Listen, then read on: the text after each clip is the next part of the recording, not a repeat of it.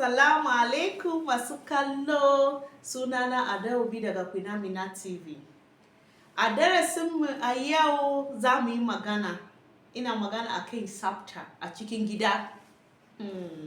Wani gida amarya na zo wurinku, kar ku ce ina damunku, ba na damunku, kawai ina kawo muku abin da zai taimaka ku a cikin gida. Tsafta, kai tsafta. Mace mai tsafta shine mai a hankali. Tsafta na san yana da wuya mace aiki yayi muna yawa. Na san muna kokari a gida, barkanmu. But abin da muke fada shine tsafta. In kin tashi da safe kina gama asuba, ki dauka tsintsiya ki share gida. Ki goge gida, ki yi wanka, ki sa turaren wuta, ki sa turare a jikinki, kina kamshi. Ko Alhaji ya tashi ya ji haba amarya, wani gida kanshinki zai cire kudi ya baki ya ce kai matata yar tsafta ce. But a ce ke kaza ma, a'a ba dadi. Ko bako ya zo zai kira ki don Allah ki yi hakuri, hajiya ki share gida, kin san gidan kullum ba ki sharewa. Masu aiki matan suke zuwa aiki ranar Asabar, ki sa ido ki gani abun da ake yi a gidanki, ki cire kaya. Akwai mutane zaki shiga cikin gidansu zaki gani kaya a cike ba sa sakawa, ki fito da shi ki yi sadaka da shi. Ko kayan ma suna yi maka kuka, ki mutu a raba gado, because ba ki sakawa.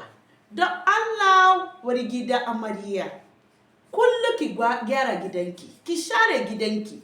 Ki maida gidanki kamar gidan sarauta, ki maida gidanki kamar hotel. Ana ce maza suna son hotel. Me ba za su son hotel? Hotel ba a jin warin daddawa, ba a jin warin kashi yara, ba a jin warin fisari. Akwai mutane za ki je gidansu wallahi sai kin ji fisari ko zama da kujeransu ba za ki saya ba. So don Allah don Annabi, na san aiki yayi muna yawa. A share a gyara. In kina da yara masu fisari, in sun yi fisari a kujera, ki zuba gishiri.